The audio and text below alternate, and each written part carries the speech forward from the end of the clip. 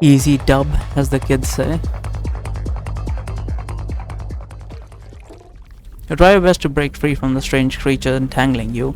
You fall and land in the middle of an empty stage. After a brief silence, you notice a pair of dim eyes slowly fixate on you. The creatures give off give off the aura of mania, yet is unlike any monster you've ever fought. You're the dreamless one? What am I looking at? Like, I've got the brightness up, but I can barely see like a snake sort of thing. No. You're just someone I'm unable to touch. Who are you? Where do you come from? The shadow doesn't respond as it wriggles up. You smell the familiar chilling scent of ambrosia. I feel its fragments, its carcass, inside of you. Of the ring is inside you. I can find happiness. I can seize happiness. I can create dreams. Open up a world. So, from what I'm gathering, that black ring is something, or like an event, a natural disaster, I don't know what exactly is it, but it's something that allows you to manipulate reality and like bend it as it pleases you. And whatever this monster is in consciousness, it's trying to get to the black ring, or like get the girl to create the black ring, or like something similar to that, so that he can control the world. Well, find happiness. Irene is trying to control the world. Tentacles creep out from the shadows, prodding and wrapping around you. They are turned into tiny mouths to kiss and gnaw at you. Something is seeping into your soul, slowly rotting away your consciousness, awakening your purest hatred and fear. Does he even have a purest hatred and fear, considering he's kind of lost his memories? You've been careless. You thought you'd still be fighting against humans, either sinners or conspirators related to the Black Ring. You never thought you'd come across something like this. Searing pain tears at your body and soul. You want to shake them off, but you can't cast your shackles. I qualified to awaken you. Am I able to awaken the ring? The ring, is it also a creature from the Black Ring? Don't touch me. A ray of blue light flashes before you, severing the goo entangling you. The girl lands gently in front of you, with her back towards you. She faces the monster with surprising fierceness. If you dare touch him, you shall die. Corpus! Corpus! Come to me. Come. Snap, another ray of blue light cuts off, and an outreached tentacle carving a clear boundary on the ground. The gooey black monster lets out a mournful cry. The only time I've seen a blue lightning being used, or like a blue ray, was Shalom's, what are they called? Shit, what are they called? The Shroll. Does she have a Shroll? If you cross this boundary, you shall die too. Is she saying that to us? Now, go back! The girl speaks icily, pushing back the monster with her intimidating presence, finally gives up and rides on the ground as if surrendering to her, whimpering piteously, finally retreats into the darkness. Suffocating atmosphere disappears. The girl turns to you, pouting and complaining. The fucking stage looks like it's about to open up, and a fucking cartoon show will start from the 2000s or something. Audience members shouldn't barge on stage. It's common sense. Those who climbed into the circus cage all got eaten up by lions and tigers in the end. Do you want to end up like that too? Marv is really bad. It'll really eat you when I'm not paying attention. So that was Marv. She pulls you up from the floor. What's the...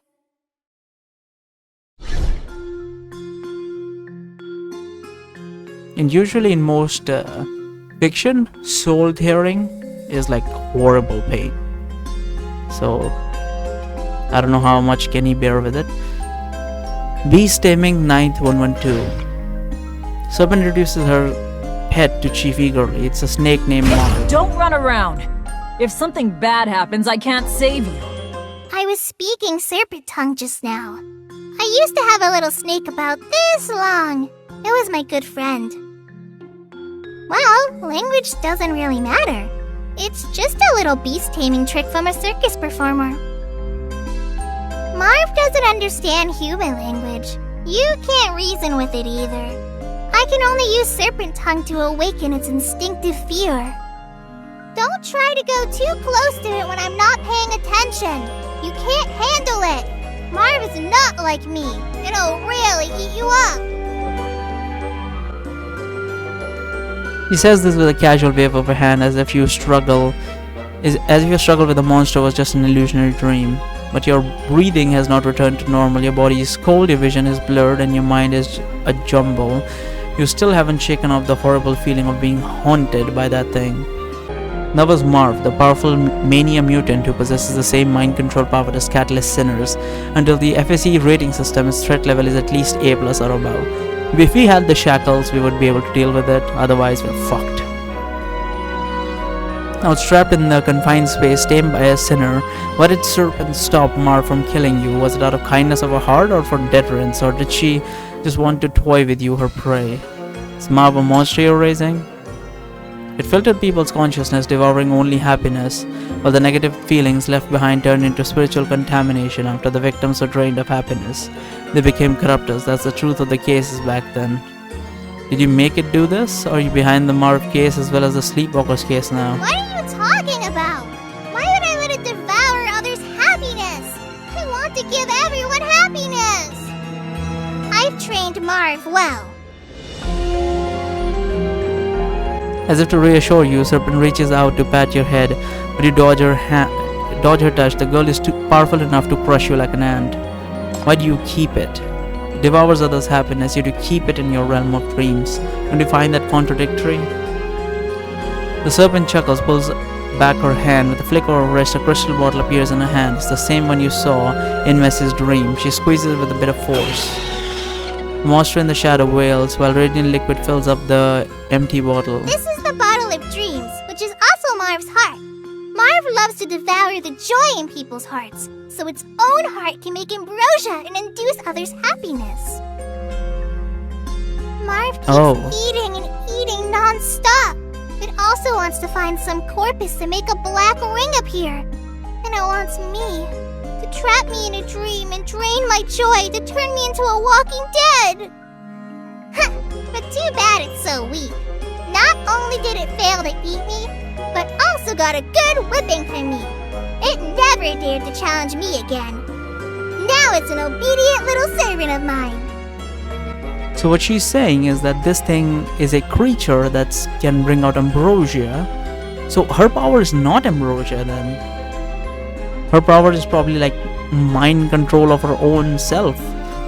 Because ambrosia is not part of her like sinner's powers. She's actually squeezing a gland of extracting ambrosia from a monster that is Marv here.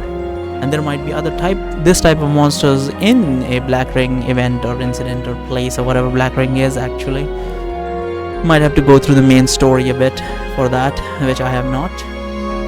But yeah. Serpent chuckles and casts a contemptuous look at the shadowy Don't worry. monster. I won't let it hurt anyone. Marv is bad, but ambrosia is good. It can peer into your heart and bring you true happiness. I use it to bring happiness to everyone. True is, can you define that? So you've captured Marv for the ambrosia. This is a monster created for the Black Ring. Ambrosia it creates is dangerous spiritual contamination. So-called happiness is only a distortion of human consciousness. I've seen a similar monster before. It will only conjure up happiness to deceive and lure you into addiction. The human heart is just its nourishment. It can't give you true happiness. No, it didn't deceive me. I knew from the first time I used it that it won't use happiness to trick me for its own purposes. Ambrosia is the most honest. It knows the human heart. See? It's the only thing that dares to tell me that I'm joyless. And that I've lost all happiness long ago. The curtain falls with a raucous swoosh, revealing an empty stage devoid of laughter, sunshine, and warmth. The girl opens up her arms gleefully and twirls around. The laughter echoes across the empty dreamscape. Even though I don't have my own happiness, everyone else does. I want to see everyone be happy on my behalf.